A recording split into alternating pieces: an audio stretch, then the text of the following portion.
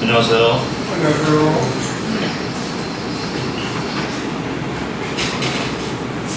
오늘은 사랑하는 자가 병들었나이다 라는 제목으로 말씀을 나눌까 합니다.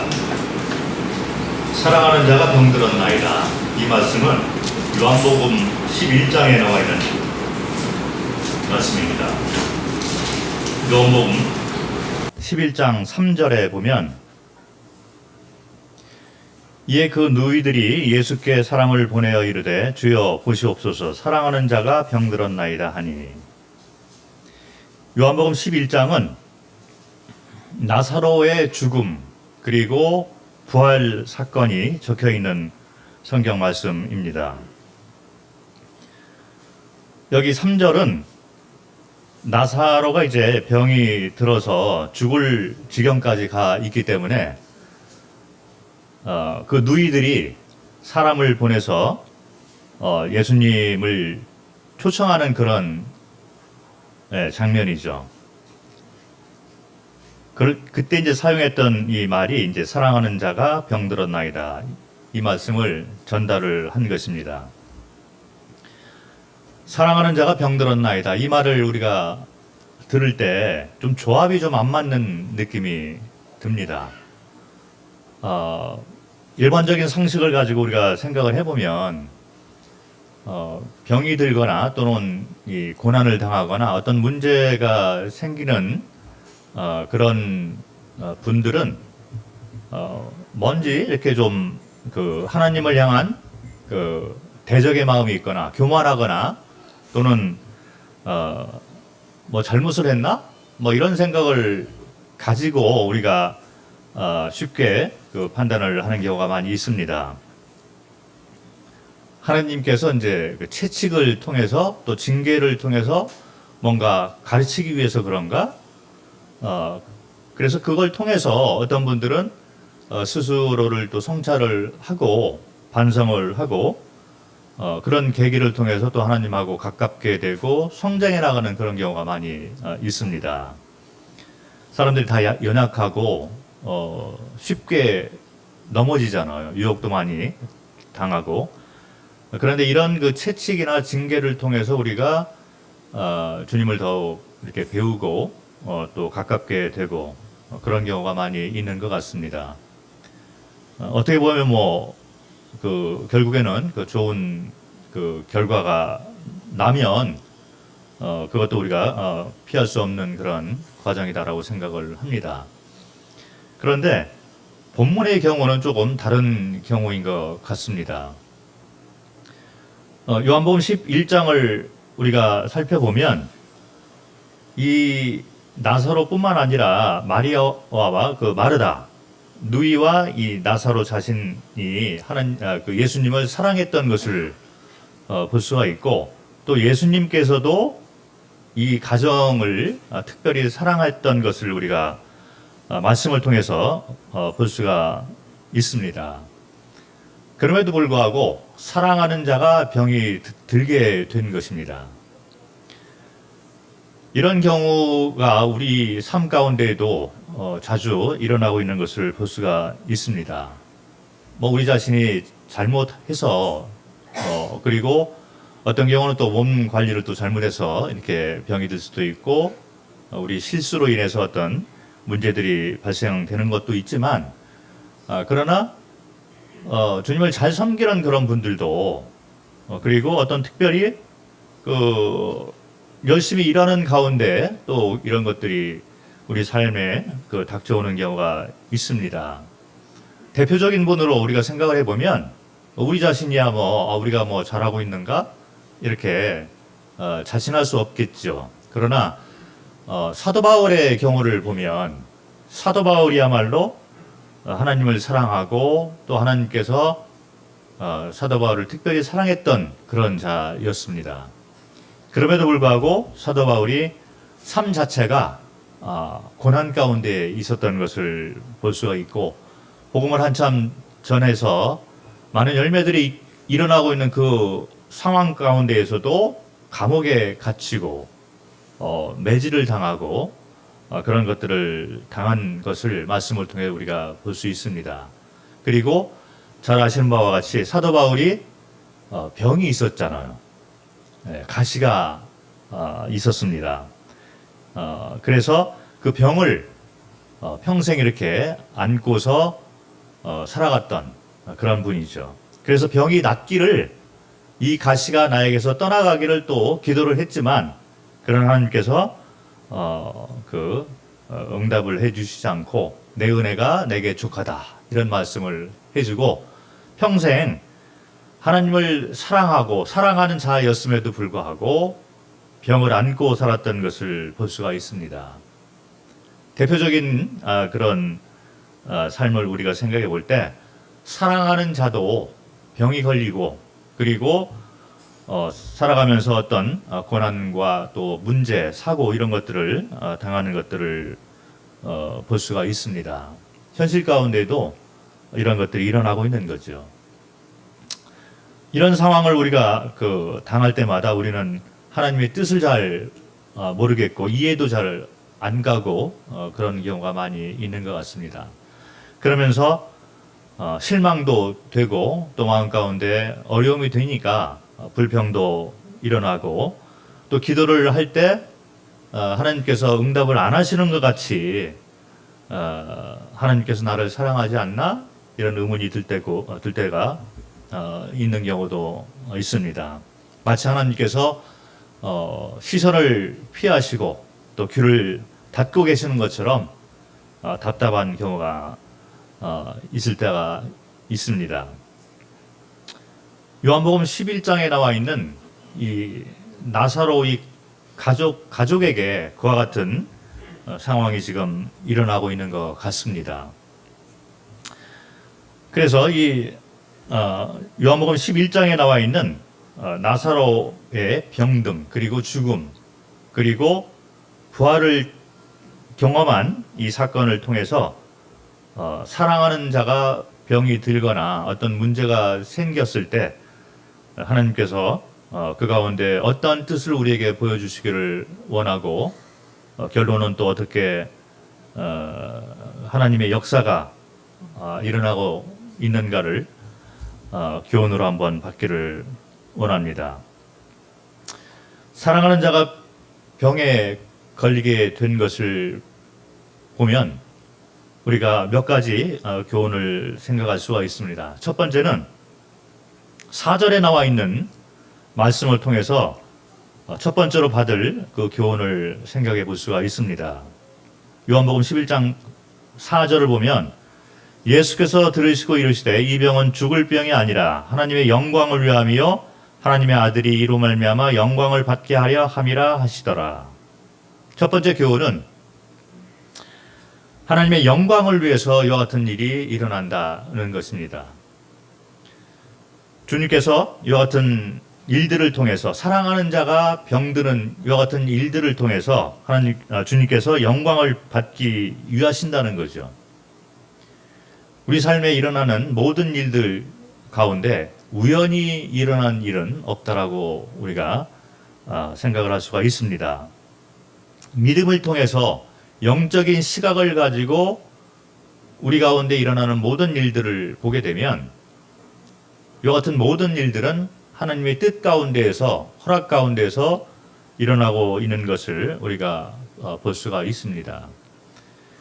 잘 아시는 그런 말씀이죠. 로마서 8장 28절에 나와 있는 그 말씀을 보면 모든 것이 협력하여 선을 이룬다 라는 말씀이 있습니다. 결국에는 선을 이루기 위한 하나님의 이 뜻 가운데서 그와 같은 것들이 일어나고 있다는 것입니다. 그 가운데는 우리의 잘못을 통해서 우리가 반성하고 이 자아 성찰을 할 수 있도록 그와 같은 것을 허락할 때도 있고, 그러나 이해가 안 되고 아무런 확실하게 보이는 것이 없을지라도 사랑하는 자가 병이 들고 문제를 당하는 것도 보게 되는데, 이 모든 상황을 통해서 모든 것이 협력하여 선을 이뤄나가시는 하나님의 계획이 있다는 것입니다. 그리고 그와 같은 모든 것을 통해서 하나님께서 영광을 받으시기 위해서 이런 일들이 일어나고 있다는 것을 우리가 믿음으로 받아야 될 것으로 생각을 합니다. 당장 이해가 안 되는 일들이 또 하나님의 뜻이 어느 곳에 있을까 이 분별이 안 될 때가 많이 있지만, 그러나 결론적으로 하나님의 영광을 위해서, 하나님께서 영광을 취하시기 위해서 그와 같은 일들이 일어난다는 것입니다. 그런데 여기에 좀 조건이 있는 것 같습니다. 요한복음 11장에서 우리가 이 조건을 한번 살펴볼 수가 있는데, 말씀을 통해서 우리가 분별해 하는 것이 가장 좋다라고 생각을 합니다. 요한복음 11장 40절을 보면 예수께서 이르시되 내 말이 내가 믿으면 하나님의 영광을 보리라 하지 아니하였느냐 하시니. 자, 이 일이 우리 가운데 일어났을 때 우리가 믿음의 눈으로 그것을 바라보면 이것이 하나님의 영광을 위한 일이구나, 이것이 보인다는 거예요. 그런데 육신의 눈을 가지고 우리 가운데 일어나는 일들을 우리가 바라보면 하나님의 영광이 드러나기 전에 우리는 실망과 좌절과 불평, 남을 탓하거나 하나님을 탓하거나 이런 상태로 전락을 할 수가 있다는 것이죠. 하나님의 영광을 보는 조건은 뭐냐면 믿음을 가지고 모든 것을 바라보는 자가 결국에는 하나님의 영광을 볼 수 있다라고 분별이 되어집니다. 사랑하는 자가 병이 든 것을 우리가 바라보게 될 때 믿음의 눈으로 그것을 바라보는 자들은 이것을 통해서 하나님께서 영광을 받으시기를 원하는구나, 또 하나님께서 높아지시고 또 내가 그것을 볼 수 있는 이 하나님과의 관계가 가깝게 되는 것이 보이는 거죠.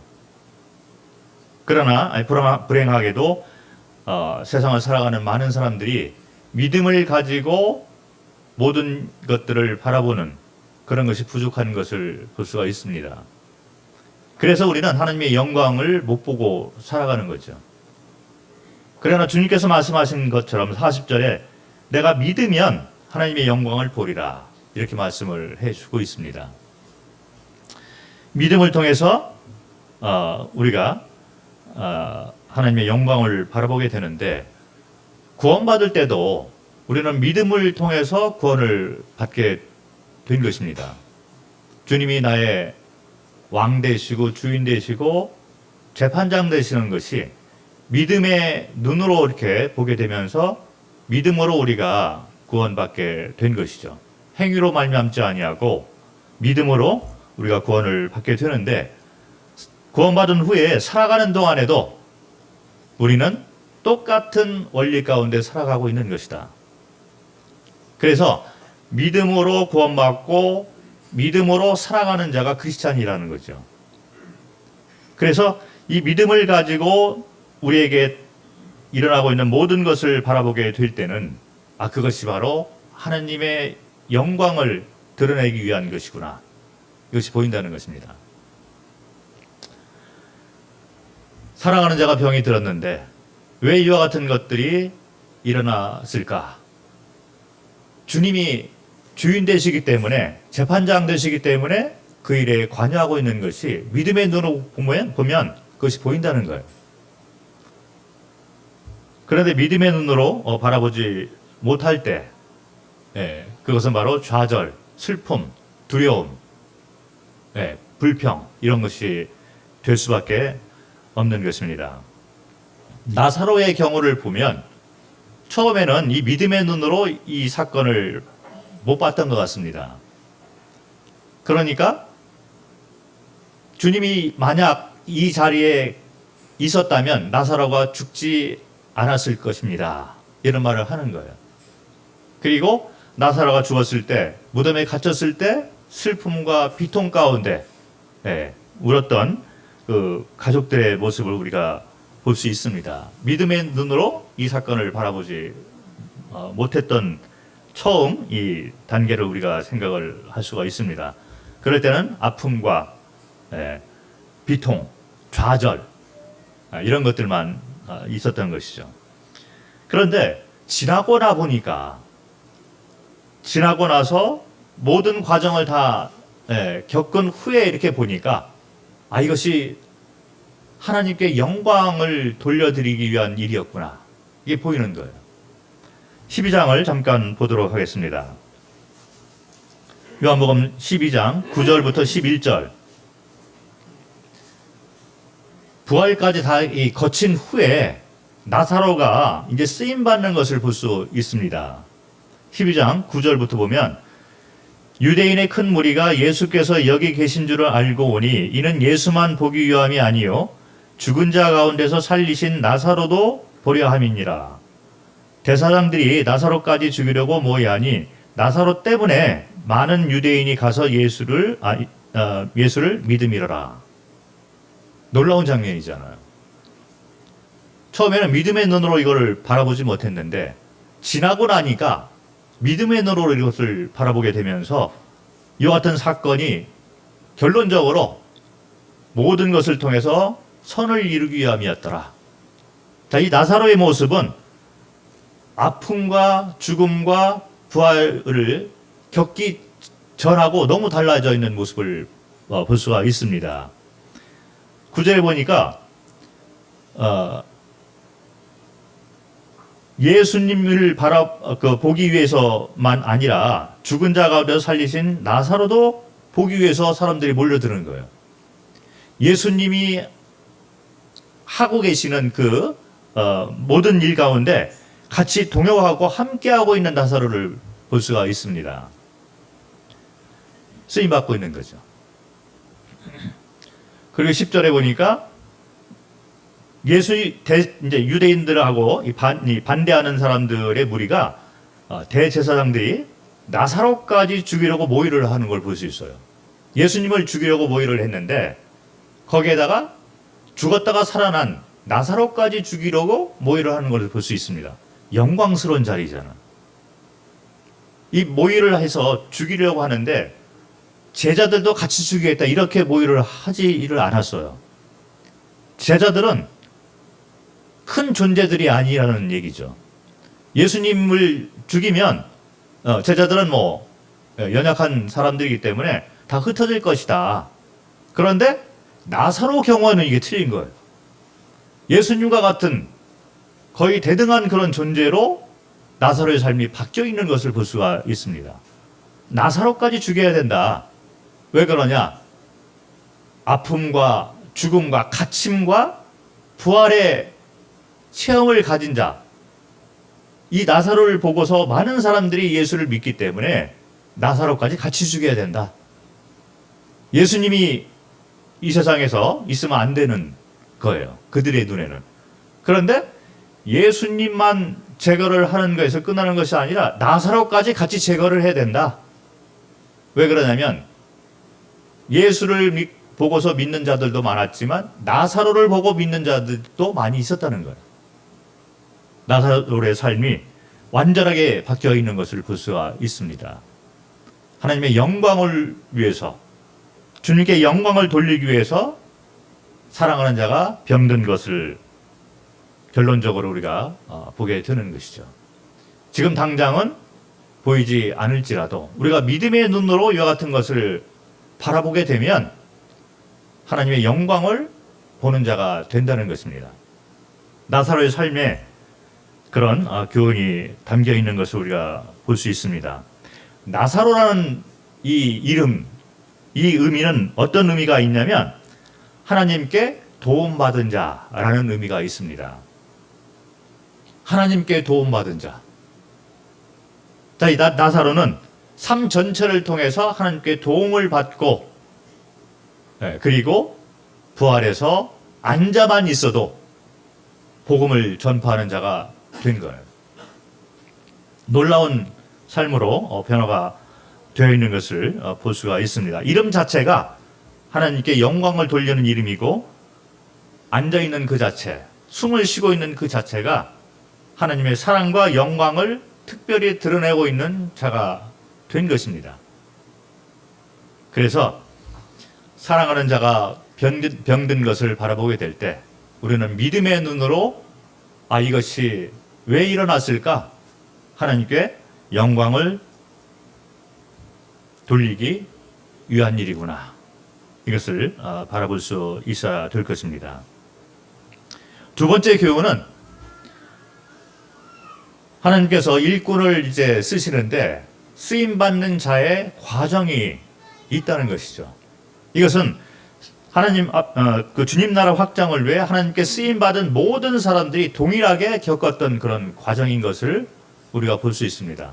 이런 과정을 겪지 못한 사람들, 겪지 않는 또 피하려는 그런 그 마음을 가질 수가 있지만 그러나 쓰임 받는 모든 사람들은 이런 과정을 통해서 훈련을 받고 고난과 이 체험을, 영적 체험을 통해서 하나님께 배우고 가깝게 되고 결국에는 쓰임받는 것을 우리가 볼 수가 있습니다. 사랑하는 자인데 병이 들었어요. 하나님을 사랑하지 않더라도 또 하나님이 우리를 사랑하지 않는다 할지라도 병이 든 것은 우리 모두가 겪고 싶지 않은 거죠. 다 두려워하고 있습니다. 건강하게 살기를 원하고 있죠.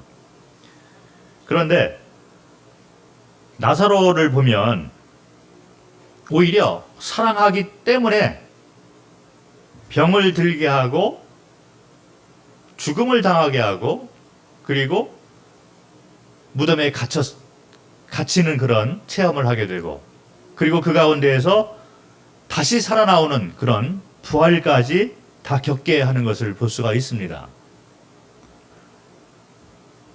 그리고 결국에는 위에서 우리가 말씀드린 대로 삶을 통해서 하나님께 영광을 돌리는 그런 삶으로 변화된 것을 볼 수가 있습니다. 하나님께 삶으로 영광을 돌리지만 그보다 앞서 본인이 믿음을 가지고 하나님의 영광을 보는 그 특권을 가진 자가 되었는데 그렇게 하나님과 가깝게 되고 특별히 쓰임받는 삶이 되기 전에 그 과정 가운데 나사로가 겪었던 이 과정을 보면 많은 그 배움의 과정을 지났던 것을 볼 수가 있습니다. 우리는 하나님의 말씀을 암기도 하고 공부도 하고 매일같이 접하려고 노력을 하고 있어요. 그런데 지식만 가지고 있는 분들이 많이 있습니다. 말씀은 지식이 아닌 거죠. 말씀을 많이 아는 분들 가운데 하나님으로부터 떨어져 있는 삶을 살고 있는 그런 분들 오히려 스스로 교만하고 말씀을 통해서 다른 사람들을 정죄하고 교회를 어지럽게 하고 또 사람들로부터 오히려 비난받는 그런 삶을 사는 분들이 제법 많이 있는 것을 볼 수가 있습니다. 말씀은 지식이 아니라 우리 삶 가운데 체험으로 나오는 그 열매가 있어야 된다는 거죠. 그래서 이런 과정을 통해서 훈련을 이렇게 받게 하셔서 이런 과정을 겪은 자들이 쓰임받는 것을 볼 수가 있는 거죠. 나사로가 어떤 교훈을 받았을까 한번 생각을 해볼 수가 있습니다. 주님 되심을 체험을 했겠습니다.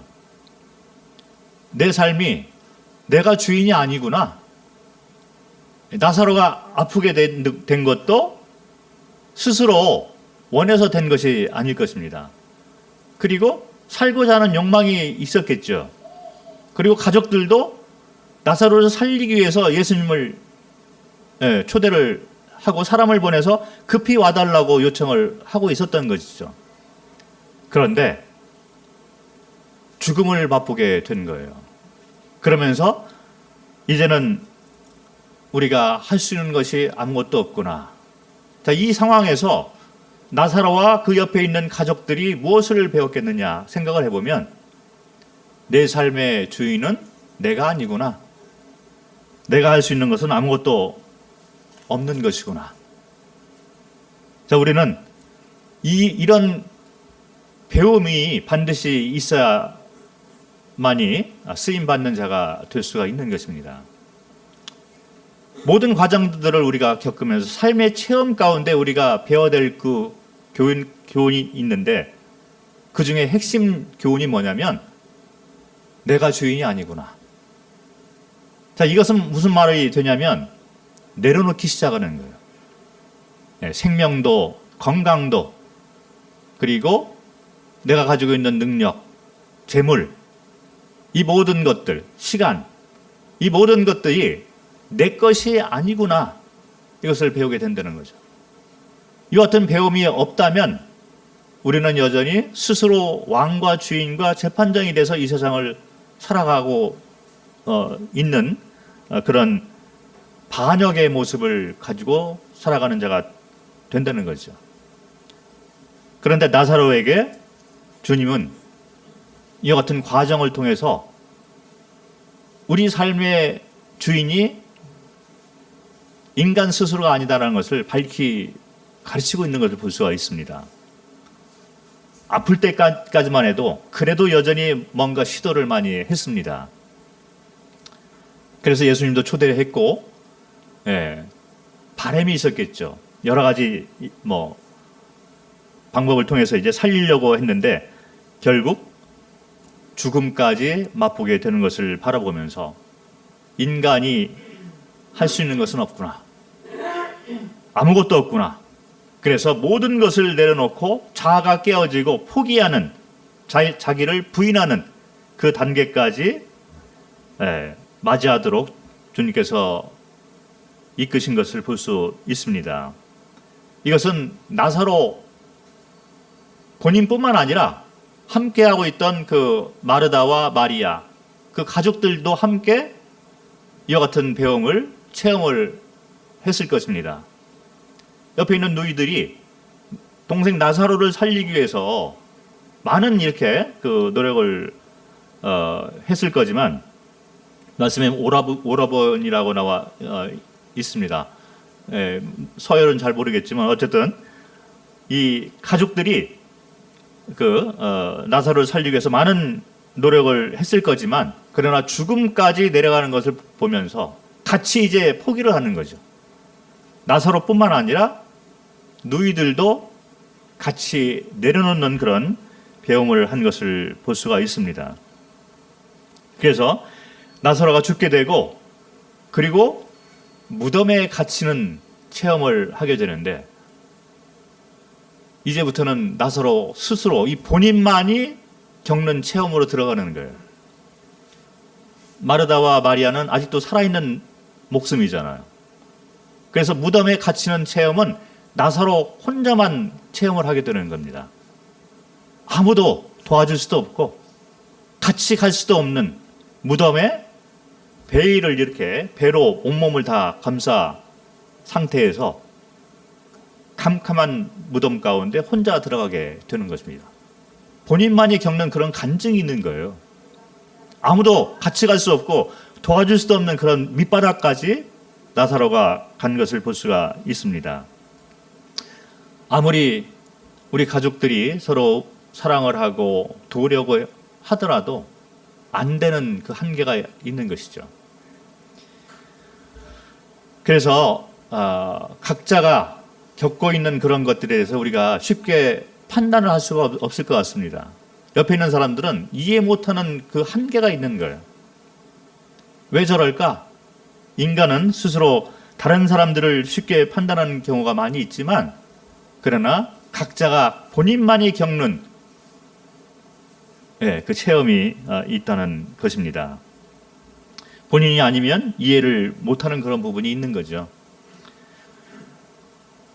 나사로는 이제 무덤에 홀로, 컴컴한 무덤 가운데 이제 홀로 갇혀 있게 되면서, 그리고 그 가운데에서 아무것도 없는 그런 가운데에서 주님의 음성이 들리는 체험을 한 것이죠.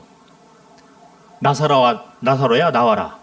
큰 소리가 들리는 그 체험을, 그 소리를 들을 수 있는 체험을 나사로는 한 거죠.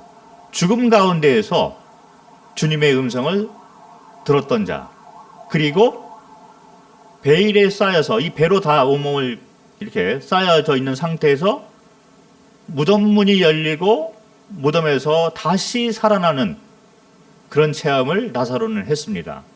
혼자만 그런 체험을 한 거예요. 같이 간 사람도 없고 도와주는 사람도 없지만, 그러나 나사로는 그런 체험을 다 겪은 자가 되었습니다. 나사로는 나중에 간증할 것이 많았으리라 생각을 합니다. 죽어봤어? 네. 무덤에 혼자 갇혀봤어? 아무것도 없는데 무덤 문은 갇혀 있고 내가 죽어 있고 움직일 수도 없고, 그런 가운데 언뜻 주님의 음성이 들려오는데 그 음성을 들어봤어? 죽었다가 부활해봤어?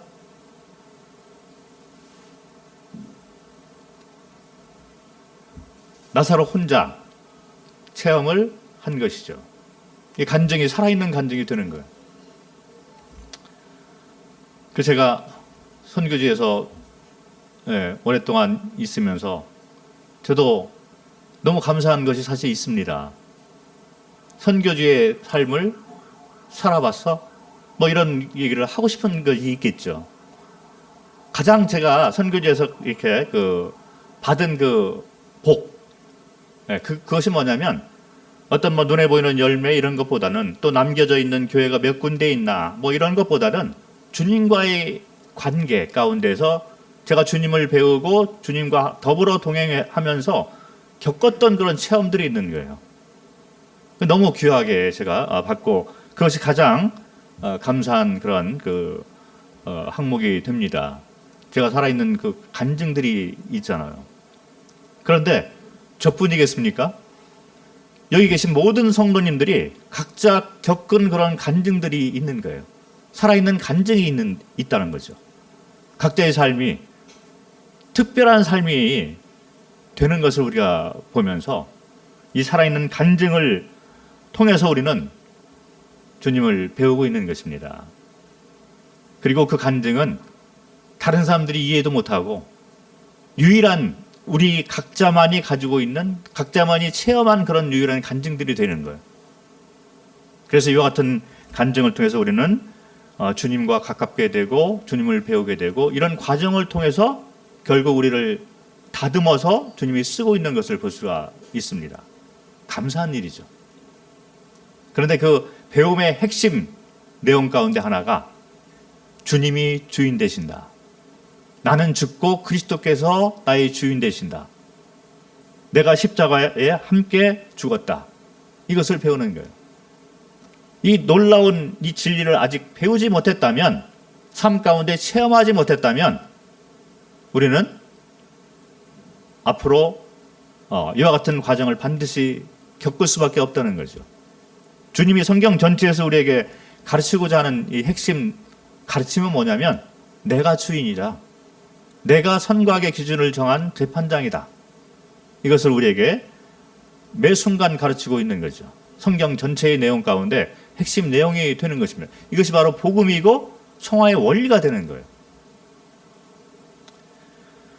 나사로는 주님이 주인 되시는 그 경험을 한 놀라운 이 체험을 가진 자가 됩니다. 그리고 또 한 가지 생각해 볼 수 있는 교훈이 뭐냐면, 주님이 때가 있다는 거죠. 나사로가 아파서 초대를 했는데 주님이 이틀을 더 머무는 것을 볼 수 있어요. 그리고 죽을 때까지 기다린 것을 볼 수 있습니다. 움직이지 않는 걸 볼 수 있는 거예요. 사람의 욕심은 빨리 오셔서 이 나사로가 죽어가고 있으니까 살려야 되는 거 아닙니까? 간구도 하고 기도도 하고 외쳐보기도 했겠죠. 그러나 우리 삶 가운데 역사하시는 주님은 주님의 때에 움직이고 주님의 때에 응답하시는 것을 볼 수가 있습니다.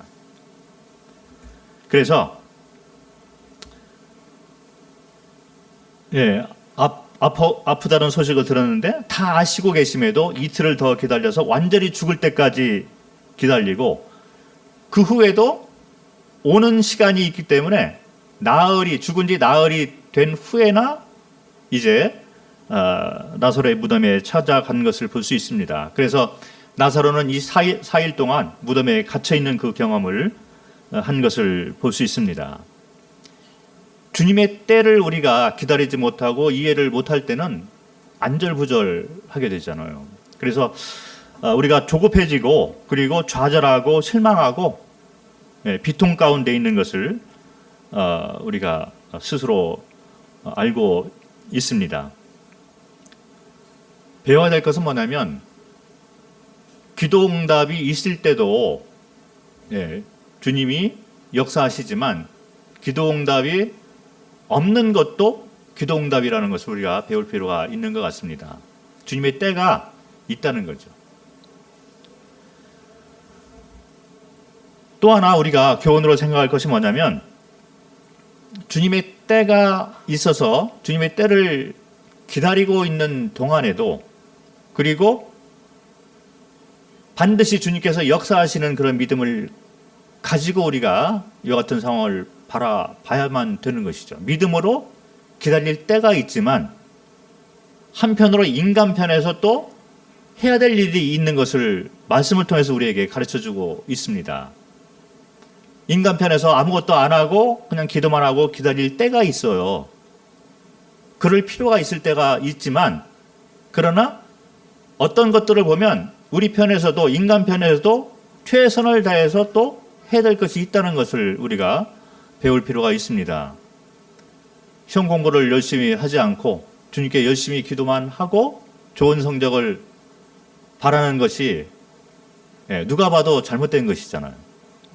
열심히 하고 최선을 다해서 공부도 하지만 주님께서 이 결과를 주님이 원하시는 대로 이루도록 해 주십시오.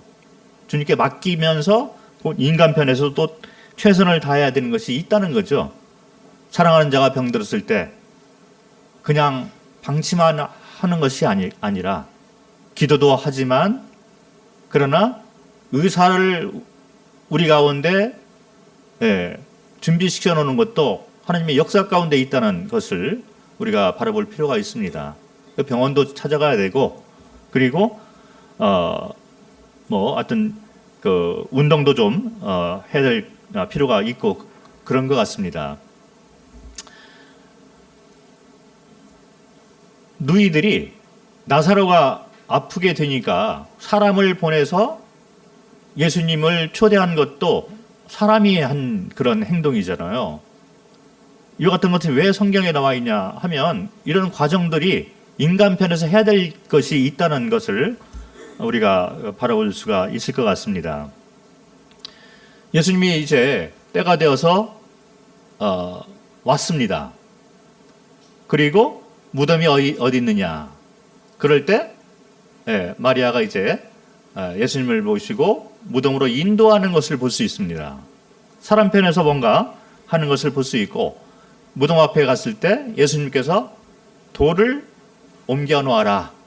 그 돌을 옮기는 것도 사람에게 이렇게 명령하신 것을 볼 수가 있고 그리고 무덤문이 열려서 죽은 자에게 큰 소리로 이제 나사로야 나와라 했을 때 나사로가 나왔는데 이 배로 온몸이 이렇게 쌓여 있을 때 이것을 풀어주어라. 이것은 사람이 한 그런 행동이 되는 것입니다. 그 말씀만 잠깐 보도록 하겠습니다. 11장 41절 44절입니다. 44절에 보니까 죽은 자가 수족을 배로 동인 채로 나오는데 그 얼굴은 수건에 쌓였더라. 예수께서 이르시되 풀어놓아 다니게 하라 하시니라.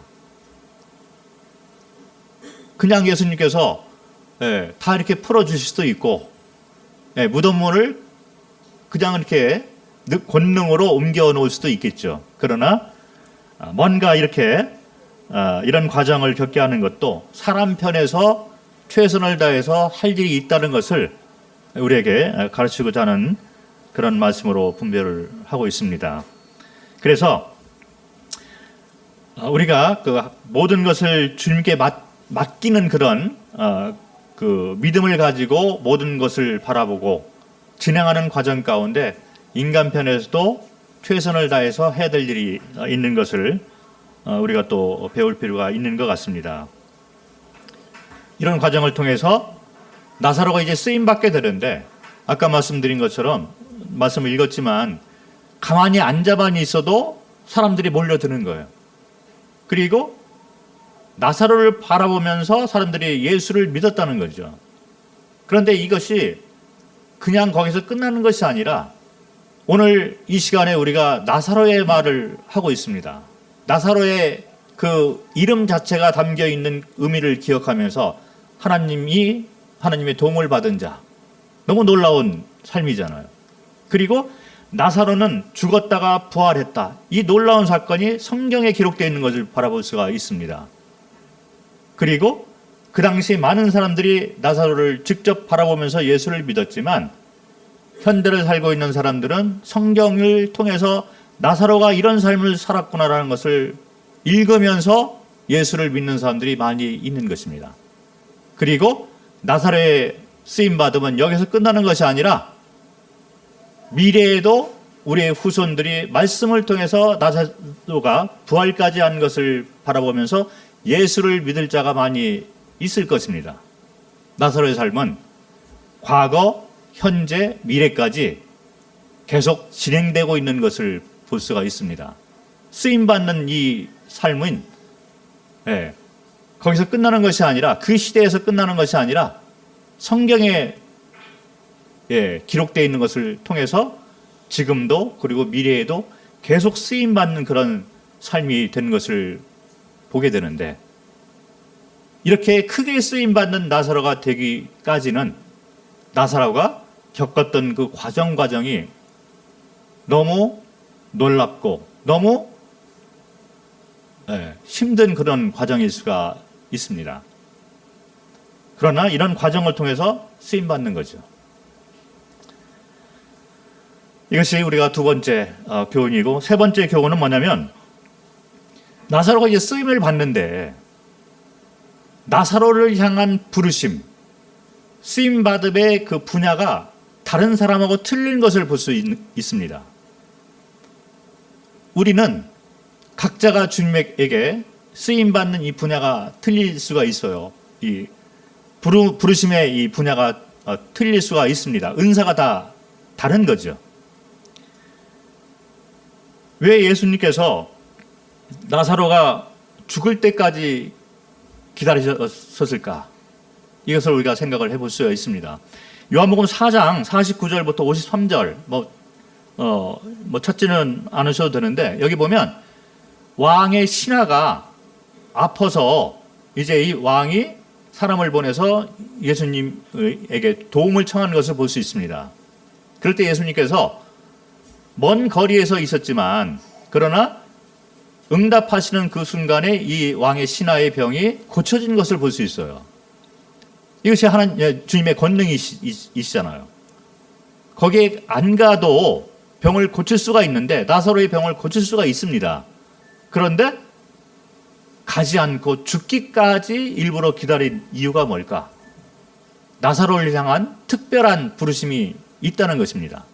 다른 부르심이 되는 것을 우리가 볼 수가 있습니다. 그리고 완전하게 죽은 후에나 무덤으로 찾아간 것이 왜 그랬을까?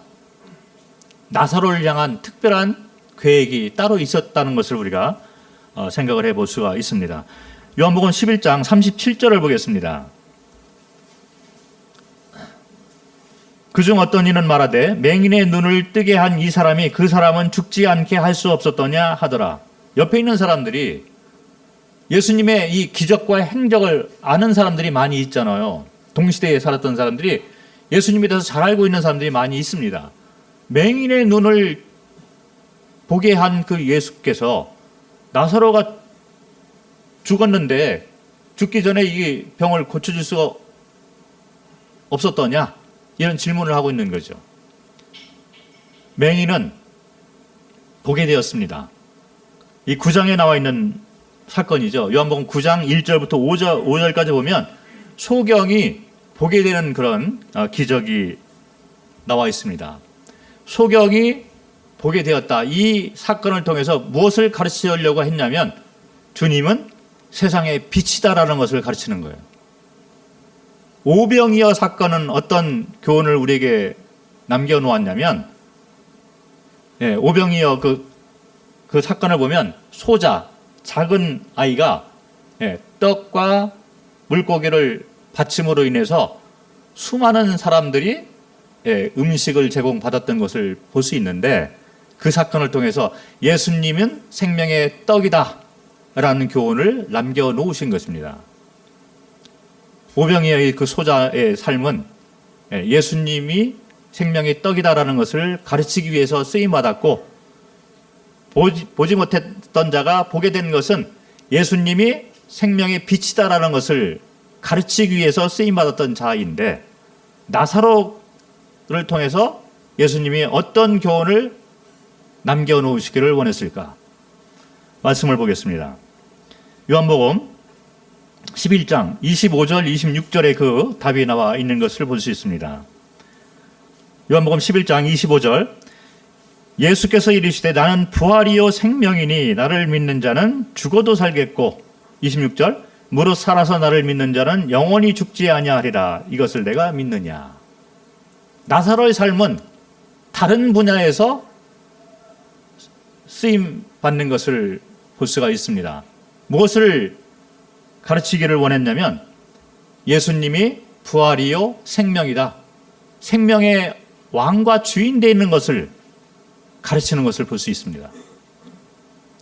나사로는 보지 못한 자가 쓰임 받았던 것하고 다른 부르심, 다른 쓰임을 이렇게 받은 것을 볼 수 있고, 오병이어의 소자가 쓰임 받았던 것과는 다른 분야에서 쓰임 받은 것을 볼 수가 있습니다. 주님은 우리를 부르실 때 각자가 다른 부르심을 우리에게 주고 있는 것을 볼 수 있습니다. 쓰임 받는 분야가 다른 것을 볼 수 있어요. 우리에게 주어진 은사가 다 다른 것을 우리가 볼 수 있습니다. 그래서 교회는 몸이잖아요. 지체가 다 다릅니다. 어떤 분은 눈이고, 어떤 분은 손이고, 어떤 분은 심장이고, 어떤 분은 발이고. 그래서 우리가 이렇게 모여 있는 것이 각자가 귀한 삶이 되는 것이죠. 우리만이 가지고 있는 각자의 그 유일한 쓰임받음, 부르심이 다 있다는 것입니다. 나사로를 통해서 우리가 배울 수 있는 이 놀라운 교훈 가운데 이 교훈이 있다는 것이죠. 마지막으로 나사로, 사랑하는 자가 병들었나이다. 이 교훈 가운데 마지막으로 우리가 배울 것이 뭐냐면, 요한복음 11장을 이렇게 쭉 살펴보면 하나님의 사랑, 주님의 사랑이 처음부터 끝까지 나와 있는 걸 볼 수 있습니다. 주님의 사랑은 변치 않으신다. 주님께서는 모든 사정을 다 알고 계신다. 그럼에도 불구하고 이 모든 것을 우리에게 허락하시고 있다. 변치 않는 것이 뭐냐면 주님의 사랑과 언약은 영원히 변치 않는다. 이것이죠. 요한복음 11장 아까 읽어드린 이 제목, 사랑하시는 자가 병들었나이다. 3절에 나와 있는데 사랑이, 이 단어가 거기에 있습니다. 사랑하시는 자가 병들었나이다. 사랑이란 단어만 들어도 우리 마음이 뭉클해지는 걸 볼 수 있습니다. 그래서 예수님께서 이제 사랑이 변치 않으신 것을 바라볼 수가 있는데, 인간 편에서 이 요한복음 11장을 바라보니까 전혀 반대되는 상황으로 흘러가는 걸 볼 수 있어요. 인간 편에서 보면 아픔이 있잖아요. 병이 있고 아픔이 있고 죽음이 있고 무덤에 갇히는 것이 있고 통곡이 있고 비통이 있고 두려움이 있고 낙담이 있고 좌절이 있고 실망이 있고 불평이 있습니다. 오해도 있고. 요한복음 11장에는 인간 편에서 바라보는 이 단어들이 다 나와 있는 거예요. 그런데 주님 편에서 보니까 완전히 다른 단어를 사용하고 있는 걸 볼 수 있습니다. 사랑하는 자, 사랑이 나오잖아요. 5절을 보니까 예수께서 본래 마르다와 그 동생과 나사로를 사랑하시더니, 사랑이라는 단어가 계속 나오는 걸 볼 수 있어요. 그리고 4절에 보니까 죽을 병이 아니다. 하나님 영광을 위한 병이다. 사랑입니다. 6절, 7절을 보니까 나사로가 병들었다 함을 들으시고 그 계시던 곳에 이틀을 더하시고 이르시되 제자들에게 이르시되 유대로 다시 가자 하시니 이틀을 일부러 기다리는데 먼 거리에 있지만 예수님께서 나사로의 상황을 누구보다도 잘 알고 있다는 것을 볼 수 있습니다. 모든 상황을 다 꿰뚫고 있는 것을 볼 수 있는 거죠. 그럼에도 불구하고 기다리고 있는 예수님을 말씀에 적어놓고 있습니다. 그리고 11절에 보니까 우리 친구 나사로, 놀라운 단어 나오잖아요. 우리 친구 나사로, 사랑이 담겨있는 단어를 사용을 하고 있습니다. 그리고 잠들었다, 이제 깨우러 가자. 예수님이 볼 때는 죽은 게 아니고 잠들었다, 이제 깨우러 가자, 이제 내가 일하겠다. 그리고 15절에 보니까 내가 거기 있지 아니한 것을 너희를 위하여 기뻐하노니, 사람들에게는 죽음이고 두려움이고 비통이고 슬픔이고 좌절이지만 예수님은 나사로가 죽은 것을 보고 너희를 위해서 내가 기뻐한다. 주님은 기뻐하시고 있는 거예요. 주님 편에서 보니까 모든 것이 반대로 되고 있는 것을 바라볼 수가 있습니다. 요한복음 11장에 계속 흐르고 있는 주제가 뭐냐면 주님의 사랑인 거예요. 주님의 사랑은 변치 않는다. 32절을 보겠습니다. 마리아가 예수 계신 곳에 가서 배웠고 그 발 앞에 엎드려 이르되 주께서 여기 계셨더라면 내 오라버니가 죽지 아니하였겠나이다 하더라. 예수께서 그가 우는 것과 또 함께 온 유대인들이 우는 것을 보시고 심령에 비통히 여기시고 불쌍히 여기사, 모든 상황을 다 알고 계심에도 주님이 주님의 때까지 기다리시고 그 후에 일을 하신 것을 볼 수 있는데, 그 가정 가운데 사람들이 당하고 있는 비통함, 슬픔, 이런 것을 다 아시고 주님이 함께 비통하고 불쌍히 여긴 것을 볼 수가 있습니다. 그리고 35절에는 예수께서 눈물을 흘리시더라. 같이 우시는 거예요. 주님의 사랑은 여전하시다. 변함이 없는 것을 우리가 볼 수 있습니다.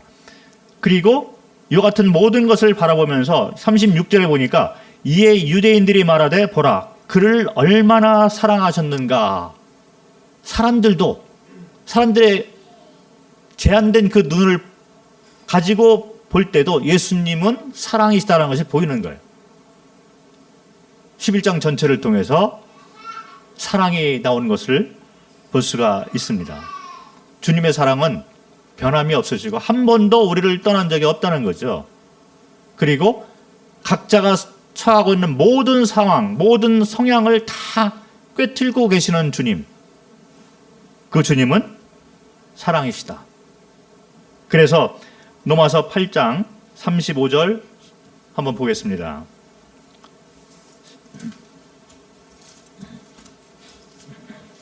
로마서 8장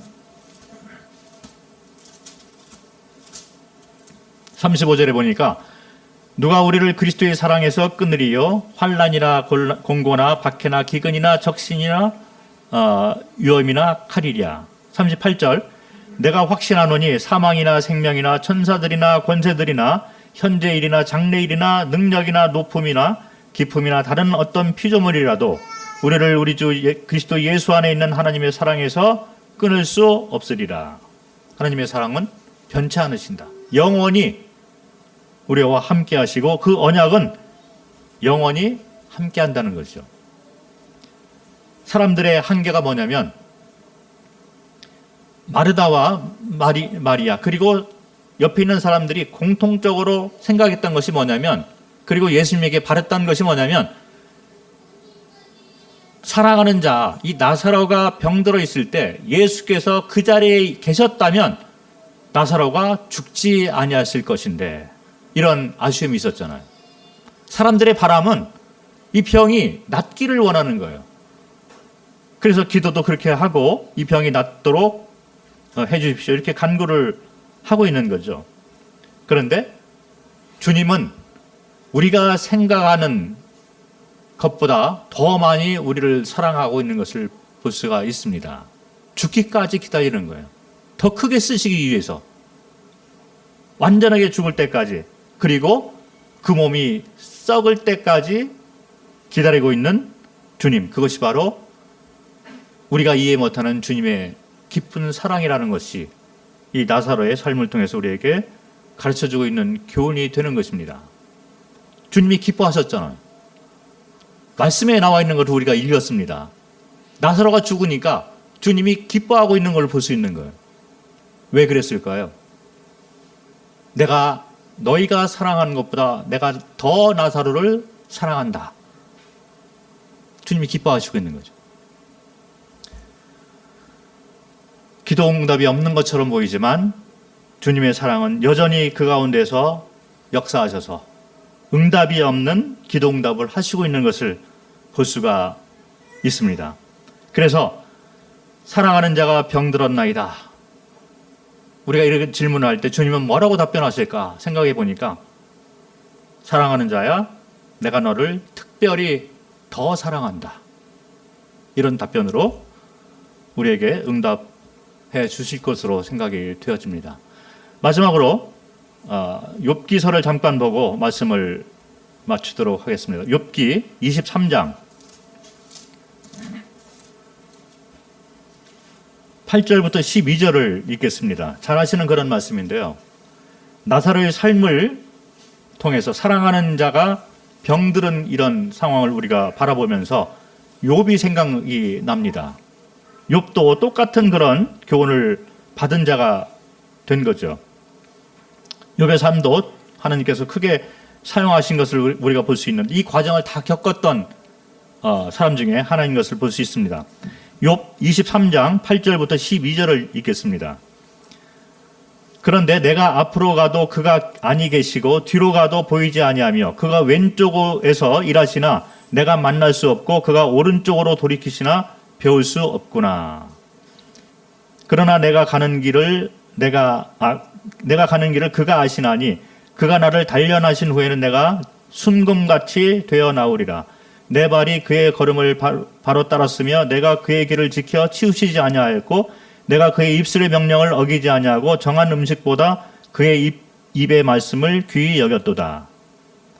욥의 삶의 간증이 나오는 것을 볼 수 있습니다. 8절 9절을 보면 하나님 뜻이 이해가 안 가는 상황인 것을 볼 수 있어요. 왜 이런 것들이 내 삶에 일어났을까? 사랑하는 자가 왜 병이 들었을까? 그 욥이 겪었던 그 간증을 써놓은 것을 볼 수 있습니다. 8절과 9절을 보니까 욥이 앞으로 가도 하나님이 안 보이는 거예요. 뒤로 가도 하나님이 안 보이고 왼쪽에서 하나님이 일하시는 것처럼 보이는데 나는 만날 수 없습니다. 하나님이 일하시나? 오른쪽으로 돌이키시나? 욥은 하나님을 볼 수가 없는 것입니다. 답답하죠. 하나님은 안 보이고 하나님이 나를 사랑하실까? 사랑하는 자가 병들었는데. 그래서 8절 9절을 보면 아주 답답한 상황 가운데 있는 것을 볼 수 있는데 욥이 10절을 통해서 자신이 배운 것을 고백하라는 것을 볼 수 있습니다. 살아있는 간증이죠. 10절을 보니까 그러나 내가 가는 길을 그가 아시나니 그가 나를 단련하신 후에는 내가 순금같이 되어 나오리라. 아주 순수한 금만 나와 있는 귀한 사람으로 단련시키기 위해서 이런 과정을 다 겪게 하는구나. 배우고 있는 거예요. 그래서 욥의 삶은 순금처럼 되어 있는 것을 볼 수가 있습니다. 찌꺼기들을 다 이렇게 걸러내시고 순금으로 만들어서 귀히 사용하기 위해서 이런 과정을 다 겪은 것을 볼 수가 있는데 11절과 12절에는 욥의 믿음의 태도를 볼 수가 있습니다. 이런 태도를 우리가 가져야 될 걸로 생각을 합니다. 11절을 보면 내 발이 그의 걸음을 바로 따랐으며 걸음을 주님과 함께 가기를 원하는 모습을 볼 수가 있고 내가 그의 길을 지켜 치우치지 아니하였고 좌로나 우로나 흔들리지 않겠다. 정도를 내가 가겠다. 믿음의 길을 가겠다. 이런 말을 해주고 있고 12절에 보니까 내가 그의 입술의 명령을 어기지 아니하고 정한 음식보다 그의 입의 말씀을 귀히 여겼도다. 말씀대로 내가 살겠다. 이해가 안 되고 주님이 안 보이고 주님의 때가 아직 이런 것처럼 보이지 않을지라도 나는 믿음으로 주님의 길을 가고 주님의 말씀에 순종하는 삶을 살겠다. 내가 흔들리지 않겠다. 좌로나 우로나 내가 치우치지 않겠다. 이런 고백을 하는 것을 볼 수 있습니다.